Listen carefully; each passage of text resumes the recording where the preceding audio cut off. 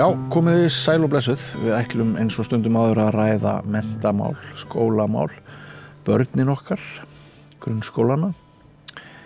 Þið hafið ekki farið varhluta því í gær að verða vitni að töluvert mikilli fréttaumfjöllun eftir að skólastjóri Hörðuvalla skóla var með innlegg í kjaraviðræður, má segja. Hún ræddi þar í pistli að staðan í grunnskólanum væri orðin óboðleg vegna álags. Það er mikið talað um það að sum grunnskólabörn beiti miklu ofbeldi, sem mikið agaleysi. Við erum að lesa fréttir að mörg ljót orð, tussa, hóra, þetta séu einkunnir sem að kennurum eru gefnar af ungum börnum og manni líður stundum þegar maður svona fer yfir þetta svið eins og það sé bara allt í hershöndum sem það er auðvitað ekki, en það er ýmislegt að ræða og Mjöll Matthíasardóttir, formaður félags grunnskólakennara, er komin hér að rauða borðinu svona til þess að svara nokkrum spurningum að mestu kosti. Vertu velkomin, Mjöll. Já, takk fyrir það, Björn. Sko á sama tíma og þú hlustaðir á innganginn hjá mér þá hefur til dæmis Jón Pétur Símsen, aðstoðarskólastjóri í Réttarholtsskóla fyrrum, núna þingmaður Sjálfstæðisflokksins, hann satt hér bara í síðustu viku við þetta rauða borð og ræddi að það væri allt og langur tími að mennta kennara nema í 5 ár, það væri nóg að mennta þá í 3 ár og sko fyrir okkur almenning þá vitum við ekki alveg hvað við að halda, þarna fyrirhandi skólamaður að lýsa þessu. Okkur er sagt allt sé hershöndum meira og minna inn í skólastofunni, en svo segir skólafólk sjálft að það sé bara hægt að stytta kennaranámið. Hver er þín skoðun á þessu? Ég er náttúrulega algjörlega ósammála því, sko. Við þurfum vel mennta fagfólk inn í skólakerfið okkar, okkur vantar fólk inn í skólakerfið, vissulega. Þessi breyting að lengja námið, hún er sko meir en áratugur síðan að við sammæltust það að gera aukna kröfu á fagmenntun þeirra sem við höfum við störfi í skólakerfinu. Já. Og við eigum að gera kröfur á fagmenntun í skólastarfi. Já. Og bara við viljum árangur út úr þessu kerfi og þá þurfum við líka að hafa þarna velmennta fólk. Já. Og það eru sko svo ótal margar leiðir að því að verða kennari. Þeim er alltaf að fjölga. Þegar ég fór í gegnum mitt kennaranám, þá var það svona nokkuð bara ein leið sem að menn fór í gegnum. Maður innritaðist í kennaraháskólan þá og valdi sér þar einhverjar greinar en flest allir fóru bara eina leið í gegn. Já. Núna eru ótal margar leiðir að því marki að verða kennari. Já. Og við þurfum fjölbreyttan hóp, sko fólk með styrkan bakgrunn í faggreinum, af því að það er nú oft talað árangur okkar í PISA, að sko þar verða að mæla ákveðna námsgreinar. Og ég held að sko við þurfum alveg horfast í augu við það að faglegu grunnur þessara greina, starffræði og raungreina, hann er ekkit endilega sérlega sterkur í okkar skólakerfi og við þurftum að efla það. Og svo leið að fólk geti komið með grunnpróf úr háskóla úr þessum greinum og afla sér svo kennarmenntunar á 2 árum. Það er gríðarlega mikilvægt. Já. Annað sem að mér finnst sko ekki liggja alveg á tæru, það er sko hvaða ábyrgð liggur á stofnunum eins og grunnskólum og hvaða ábyrgð liggur á heimilunum. Sko, svo ég vitni aftur í Jón Pétur Símsen, núverandi þingmann Sjálfstæðisflokksins og fyrrum skólamann. Þá er hann nýbúinn að skrifa pistil og í þeim pistli þá er hann svolítið að gagnrýna agaleysið í sambandi við símanótkun ungra barna og hann eiginlega segir sko að allt gerist á fyrstu 3 árunum og svo sagt þau börn sem að hafi alltaf verið réttur síminn og hafi í staðis að þroskast hafi bara orðið svona skjábörn. Hann talar svolítið eins og þau engan sens og þá veltum maður fyrir sér, býtu, hvernig getur skólakerfið lagað innan gæsalappa þennan hóp ef hann bara alveg farinn á fyrstu 3 árunum ef hann kann að skrolla en ekki að tala. Já. Hvað hvar liggur ábyrgðin? Er ekki svolítið snúið stundum fyrir ykkur sjálf, kennarana, að vita hvað er á ykkar ábyrgð og hvað ábyrgð heimilanna? Það náttúrulega þannig að frum ábyrgð á uppeldi barna liggur hjá þeirra foreldrum og þeirra nærumhverfi. Síðan náttúrulega mikilvægt og mjög mikilvægt gott samstarf milli heimil og skóla á öllum skólastigum af því að þetta sameiginlegt verkefni að koma fólki til manns. Jú. Að börn ná að þroskast og mentast og verða nýtir þjóðfélagsþegnar. Þetta sameigilegt verkefni samfélagsins. Þarf heilt þorp, segir máltækið. Já, það viss atriði sem er á borði skólans en frumábyrgðin liggur heima fyrir og þú ert að vitna hérna til þess að mjög ung börn fá skjá í hendurnar og þetta einhver umræða sem við þurfum að eiga í þessu samfélagi því þetta alveg áhyggju efni. Maður hefur bara sjálfur upplifað að taka börn í fangið, lítil börn sem að kunna að skrolla símanum en þau kunna ekki að tjá sig, þau hafa ekki þeirra máltakar ennþá bara á frumstigum en þau eru búin að læra inn á þetta og þá eru þau oft á tíðum böðuð í ensku málumhverfi að því þau eru að horfa á einhver skemmtileg myndbönd á YouTube og eitthvað slíkt og þannig náðu bara ekki tökum á íslensku að því að við tölum líka oft það inn í grunnskólanum að orðskilningur og bara tök og þekking nemenda á málinu er einhvern veginn fernignandi og er það sem við viljum? Ég held ekki. Ég er þar. Ég held við eigum að reyna, ekki bara reyna, við eigum að standa föst á okkar íslensku og börnin þurfa að hafa sterka grunn í tungumáli og íslenskan er okkur nærtækust. Til þessu eigi bara möguleika á því að ráða við flóknar nám í framtíðinni. Það eru tækifæri. Maður sér þetta á erlendu nemendunum sem kom inn.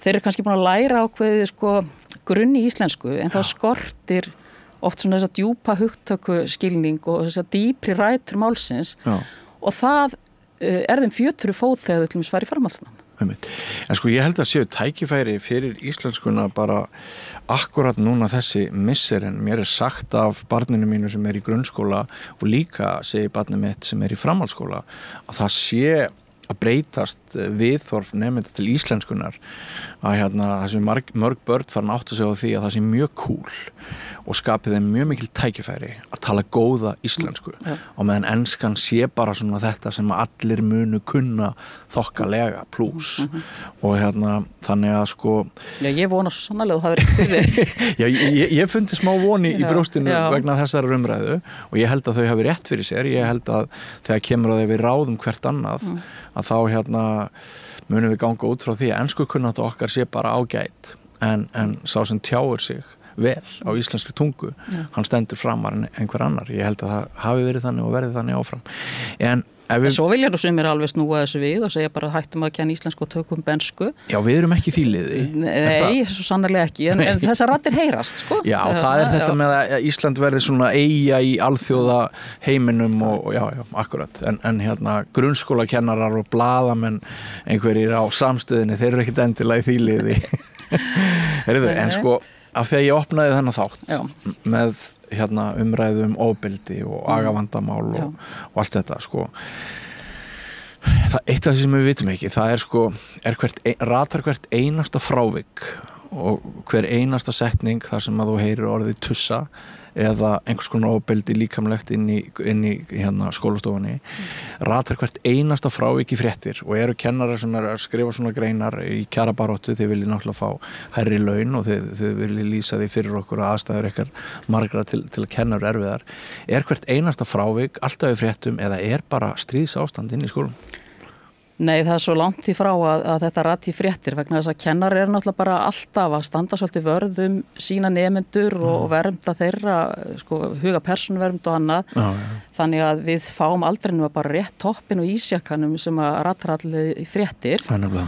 Ástandið er bara mjög þungt og það er þungt hljóð í kennurum því það er mikið álag og þessi orð sem maður vitna til í þessari blaðagrein og hefur komið núna til umfjöllun síðustu daga, sko, kennara bara kinga koll og kannast við þetta og segja, heyrðu, já, gott að þessi umræða kemur hún på yfirborðið.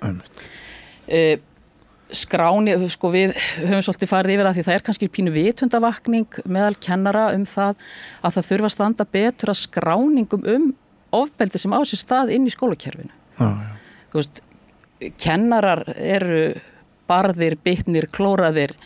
Það er ekkert verið að skrá alltaf öll þessi atvik niður en það ætti að skrá það vegna sem við ættum að hafa yfirsýn yfir þetta. Og ég vona að kennara séu svolítið að vakna til vitunduna það að þetta þarf að skrá, þetta þarf að fara í farveg og sko, þetta er ekki síst mikilvægt til þessi hægt að grípa inn í og aðstoða þau börn sem eiga við vandaði etja. En sko, hefur þú fullar valdheimildir sem kennari til þess að grípa til þeirra ráðstafana sem að kennari telur best að grípa til? Þarna erum við náttúrulega bara oft mjög óöryggir og hvað má og hvað má ekki, það er alltaf fín lína í samskiptum, við vitum það og Engin handbók til það? Nei, það er engin handbók til það og Hvernig væri að skrifa slíka handbók? Já, sko, helst náttúrulega viljum við bara fyrirbyggja erfið atvik og að þau börn sem að eiga við alvarlegan vanda sem að til dæmis missa stjórna sér eitthvað slíkt að þau hafi úrræði og séu þannig örgu umhverfi að þessi atvik bara kom ekki upp. Það væri það æskilegasta. Við erum til dæmis bara með 2 skóla sem að svona sérstaklega eru að taka við börnum sem eiga við mikið vanda að stríða. Þeir taka bara við örfáum einstaklingum í einu, það er einn í Reykjavík og annar norður Akureyri og við þyrftum að hafa miklu fleiri skóla. Það eru risastór sveitafélög með fjölda nemenda þar sem engin úrræði eru í boði annað en almenni skólinn. Það eru langi biðlistar í þessum sérskólum og það segir bara að það er þörf fyrir úrræði sem er ekki til staðar. Og meðan að barn kemst ekki úrræði er á biðlista í greiningu á barn- og unglingageðdeild eða er bara í miklum vanda að þá er það inn í almenna skólakerfinu. Já, getur líka verið að við höfum farið aðeins of greitt eða geist í það að þegar tekin var upp stefnan skóli án aðgreiningar að við höfum reynt að moka of mörgum börnum undir sama hatt þar. Mest hefur verið gagnrýnt að breytingunni hafi ekki fylgt nægilegt fjármagn en kannastu við þær umræðu núna upp á síðkastið að við séum líka farin að velta þið fyrir okkur hvort sumum þessara barna sem er ætlað að vera í mjög stóru húsi að kannski myndi þeim líða betur við aðrar kringumstæður í minni einingum? Já, þetta er vissulega rætt en ég held við höfum verið mjög feimin við að ræða þetta í upphafi þegar við förum inn í þessa skólastefnu, skólan aðgreiningar, skóli fyrir alla. Við ætlum að breiða okkur yfir öll börn.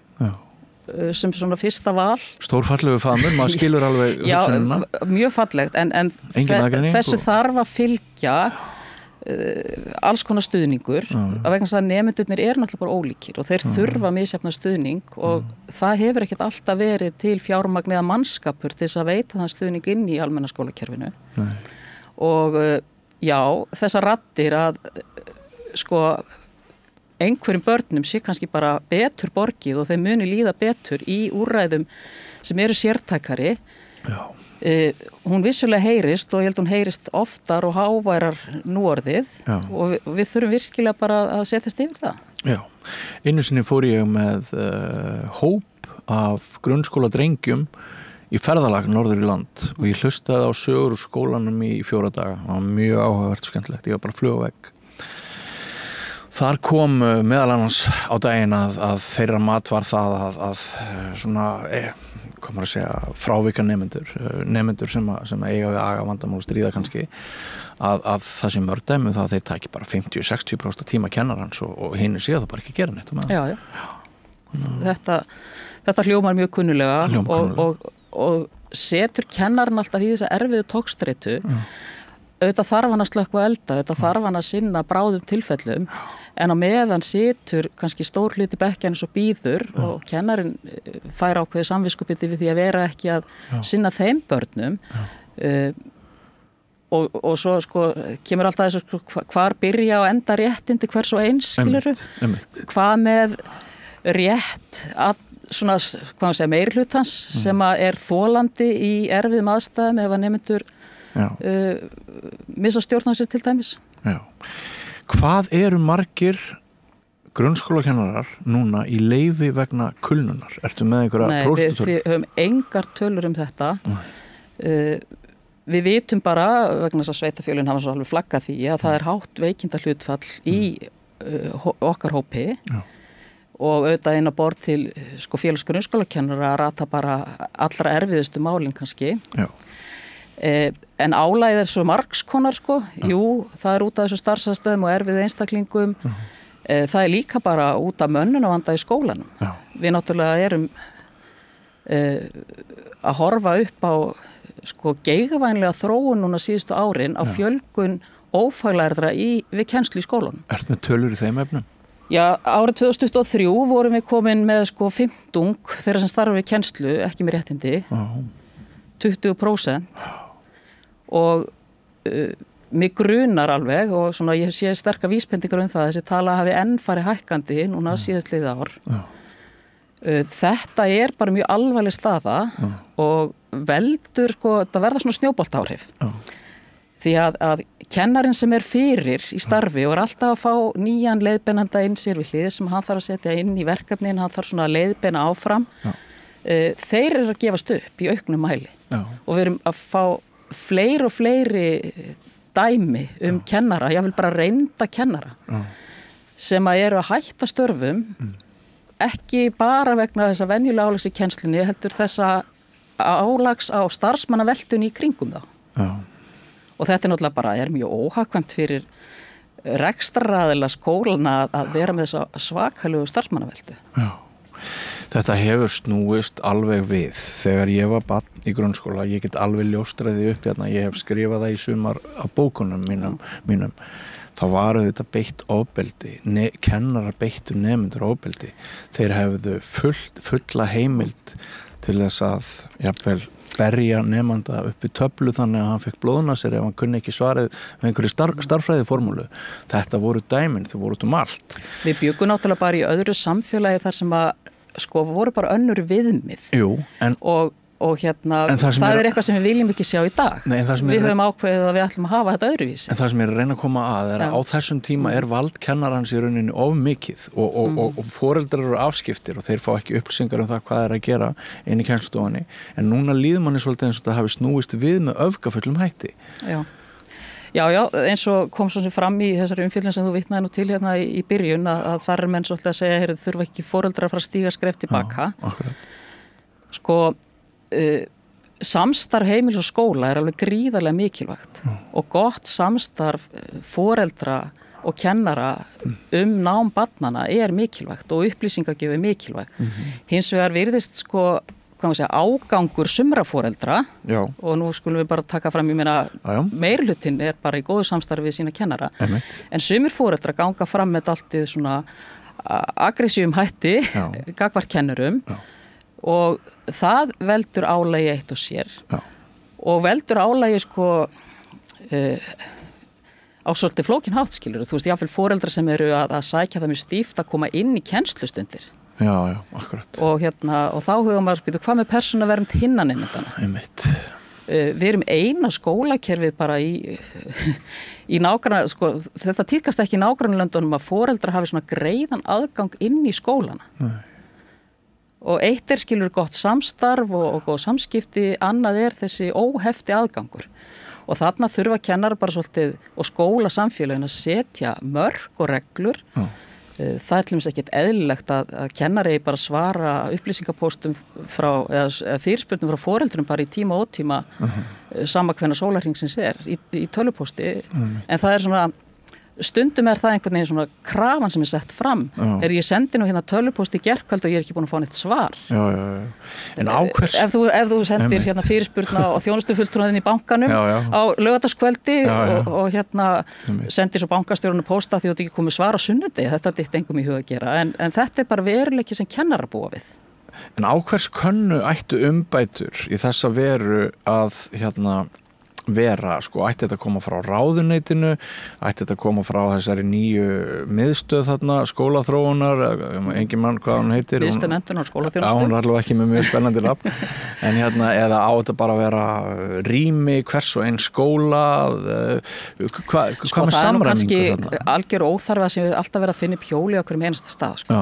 Það er nú bara ekki mjög svona skilvirt. Þannig að svona leiðbeinandi reglur sem að væru einhvers að setja niður sem skólar getur tekið upp væru bara mjög æskilegar og við höfum vissulega verið að ræða þetta meira þess að tengt kjaraviðræðum á síðustu mánuðum sko að ýmsir álagsþættir í starfi kennarans er eitthvað sem þarf að taka á með svona skipulegri hætti. Já, það séu aðstæður sem að kalli á einhverja auka þóknun.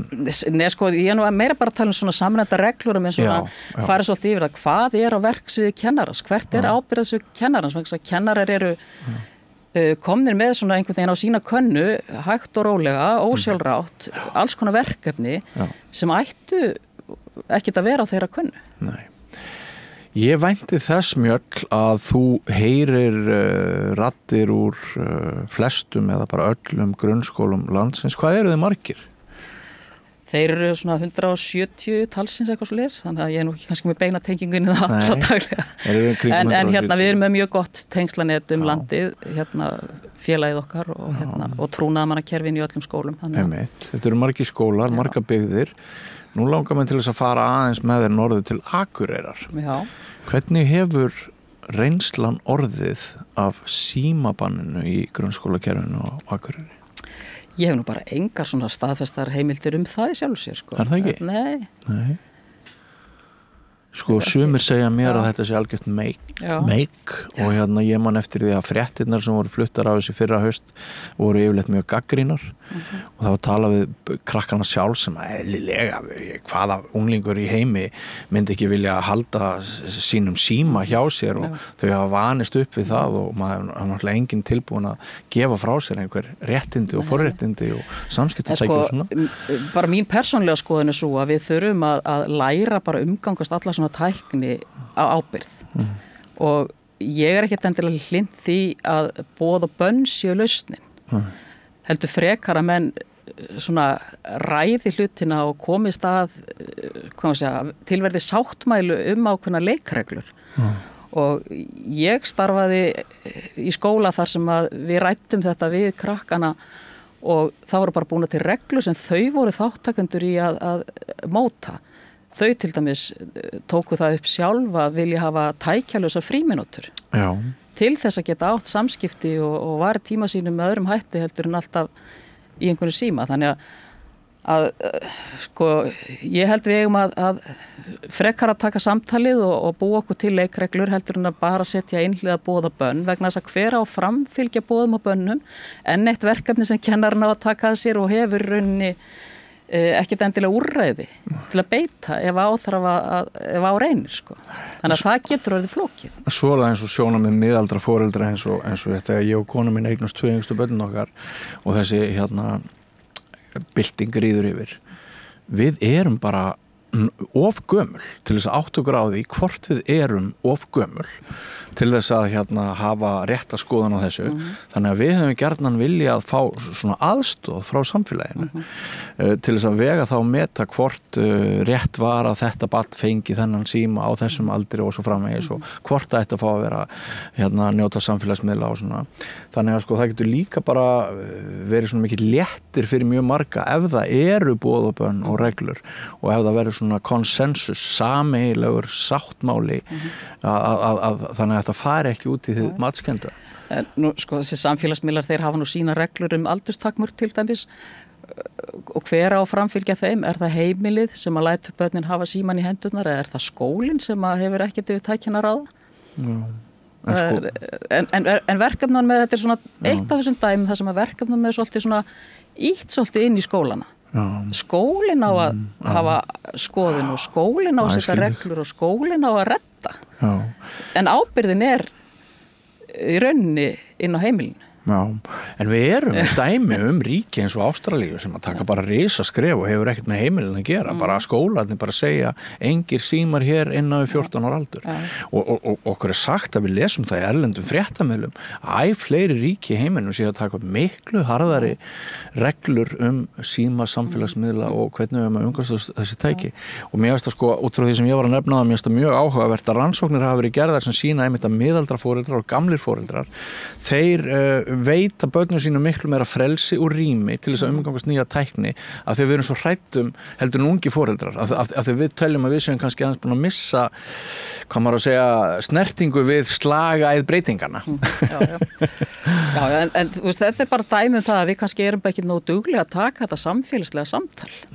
bara sem samfélag ekki alltaf bara setja verkefni inn í skólan kannski ættum við að halda ráðstefnur sko með, af því að það er náttúrulega heimil og skóli, kannski ættum við að halda sko fleiri ráðstefnur þar sem þessir tveir hópar, foreldrar og heimilin og skólarnir eru saman að ræða máli. Ef að síminn er truflun fyrir barnin í kennslustund, er ekki síminn truflun fyrir fólk bara í ýmsum störfum í vinnunni? Eru fyrirtæki með símastefnu? Eða þyrftu þið kannski að hafa símastefnu? En hvað segir í grunnskóla lögum ábyrgð skólastarfs og kennara sko? Ég veit að það segir ekkert væntanlega hérna þessa síma. Nei. En einhvers staðar hlýtur að vera svona vítt hérna verkefnið er að ala náttúrulega og mennta börn til þess að vera þáttakendur í lýðræði samfélagi og lýðræði samfélagi er til dæmis að kunna taka umræðu erfiða hluti. En Sigrún Ólöf, hún segir sem sagt agaleysi samfélagsins er aukið álag á kennaran okkar og stjórnendur skóla land allt og þetta hefur mikil áhrif á starfsumhverfið og á veikinda fjarvistir starfsfólks. Þurfum við að ráða atferlis ráðgjafa í alla skóla? Já, hún veltir upp þessari spurningu og þeir eru vissulega starfandi í sumum skólum. Auðvitað kannski, sko við höfum líka oft sagt að við þurfum í svo fleiri sérfræðinga heldur en kennara inn í nútíma skóla. Við þurfum talmeinafræðinga, við þurfum sálfræðinga, við þurfum jáfnvel iðjuþjálfa, þroskaþjálfa af því við erum með fjölbreyttan nemendahóp. Og þetta er allt gott og gilt. En börnin sem kannski víkja mest frá og valda miklu álagi og beita þessu ofbeldi sem þarna verið að tala og ljótri orðræðu. Kannski er þeim betur borgið í einhverjum öðrum úrræðum og þeim þarf að fjölga, það er alveg ljóst. Færist það í aukana kennara læri sjálfsvarnar íþróttir reynilega bara til þess að?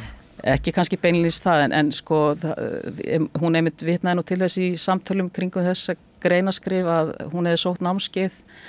Það er verið að kenna sem sagt ákveðna aðferðir sem að er í lagi að beita en við kannski erum ekki endilega heldur komin alveg til enda með það sko hvað ætlum við að leyfa og hvað ekki í því. Já. Ef það væri svona, ef þú myndir forgangsraða þessum áskorunum, hvað væri í fyrsta sæti hjá þér? Ef svona þú getur lagt fram óskalista breytingum. Ég veit að þið viljið hærri laun og ég held að þessu ansi margir íslendingar sem standa með kennurum í því að... Ég held að sko, talandi þá erum við náttúrulega líka svolítið að sko einlega horfa til þess að laun kennara þurfa bara að vera samkeppnishæf svo við fáum fólk til starfa. Gott fólk. Og við séum ekki í þessari stöðu að vera með sífellt fleiri ómenntaða við kennslustörf. Í fullkomnu samfélagi væru við með yfirburða fólk í skólastofunni því að ábyrgð kennara er náttúrulega svo mikil. Já. Og ef við ætlum að krefjast árangurs af þessu skólakerfi þá þurfum við að hafa afburðað fólk við störf við kennslu. Sko kennarar sjálfir hafa talað stærðir á nemendahópum sem svona mikinn faktor í því hvernig þeim gengur að sinna sínu starfi. Þessi samsetning nemendahópsins og hópa stærðirnar það eru enga reglur til það hvað má setja mörg börn í hópa á einn kennara, það er enga reglur til það. Hvað sýnist þér að einn hæfur kennari anni mörgum nemendum í 40 mínútur? Já, þetta verður náttúrulega alltaf matskent sko. En svona, svo við fáum eitthvað að vita af því að þarna skiptir sko ekki hvað segja, hausafjöldin máli heldur ekki síður hvers konar hópur þetta Já. Vegna þess að nemandi eru bara ólíkir einstaklingar og þá erum við aftur komin að þessum matskendu einhvern veginn atriðum sem að eru bæði flókin og viðkvæm. En það eru til hvað 35 manna bekkir eitthvað sluðis? Kannski, ég ætla nú vona ekki í grunnskólum sko, það sé nú þá einhverju fleiri þarna inni, en sko leið og komin svo skiptir aldur nefnda líka máli sko. Tilneigin hefur verið og ég held að sé mjög æskilegt að hóparnir séu nú minni svona fyrstu árin í grunnskólanum meðan þú ert að byggja upp ákveðin grunn og kenna börnum bara ákveðina skólahegðun. En sko einhver tímann í gamla dag var nú verið að miða við einhver kannski 20 og ég veit ekki upp 25 eða eitthvað svoleiðis, það átti að fara að skipta hópnum sko. En eins og segi, þetta alltaf svolítið erfitt að segja einhverja eina tölu af því að við erum bara með ólíka einstaklinga í höndunum og við viljum einhvern veginn setjast kannski bara yfir hópinn og þá kannski bara hópur innan skólans og svolítið bara horfast í augu við það, heyrðu, hér erum við með þennan og þennan, þessi þarf svona aðstoð, þessi hefur einhverja þarfir og raða hópnum og hérna hvað að segja mynda hópastæriðnar út frá þessu samtali. Já. Ef ég myndi afráða eins og ég hef oft talað hérna við rauðaborðið að ef ég hefði fengið 2 líf þá hefði ég lært grunnskólakennaran eftir stúdent. Já. Af því að ég komast að því að ekkert starf sé mikilvægara í heiminum heldur en akkurat þetta, að vera innan börn og fá tækifæri til þess. Og líka þegar vel gengur það er svo skemmtilegt starf og veitir svo mikið frelsi vegna þess að þú færð að taka þátt í að móta og leiða einstaklinga áfram til þroska. Nákvæmlega. Og þegar maður sér árangurinn í því þá það gefur mann gríðarlega mikið. Heldur betur og þetta er svo mannbætandi að vera innan börn og geta fóstur á þau og þroska í leiðin og lært af þeim. Þau kenna okkur nú ekkert minna heldur en við þeim. En það verður nú kannski ekkert að þessu en ef ég afræð þetta og ég er að koma út sem nýr kennari, hvaða grunnlaun bíða mín svona fyrstu önnina mína? Já, þú ert sko rétt undir 700.000 krónum eftir 5 ára háskólanum. Grunnskólakennari sem kemur bara beint til starfa með enga reynslu. Einmitt. Það eru lítið. Já, sko ef maður væri ungur í dag og væri að velta fyrir sér hvaða leiðir maður ætlaði að fara í námi og eins og þú ert að tala einnig grunnskólakennarin eða kennarastarfið, spennandi starf. Unga fólki í dag, það veltar alveg fyrir sér hvaða tekjumöguleika það hefur. Menn þurfa bara að borga sín húsnæðislán og koma til þessi fótunum og ef þú sérði launamun gríðarlega en eftir í hvaða starfsvettvang þú velur þér, þá vissulega hefur það áhrif. Og í mínum draumaheimi þá væri það ekki þannig. Þá gætur þú valið með hjartanu en ekki pingjunni sem er staðreyndin í dag. Af því að við viljum að sko vel mennta fólk með öflugan grunn í faggreinum annað komið til starfa í skólan og til þess þurfa þau að fá laun sem eru á pari við það sem þau fengju í starfi í sambærilega menntun. Og það er ekki þannig í dag og þessu þarf að breyta og við sem samfélag þurfum að breyta það. En svona til þess að súma þetta upp í lokin, Mjöll,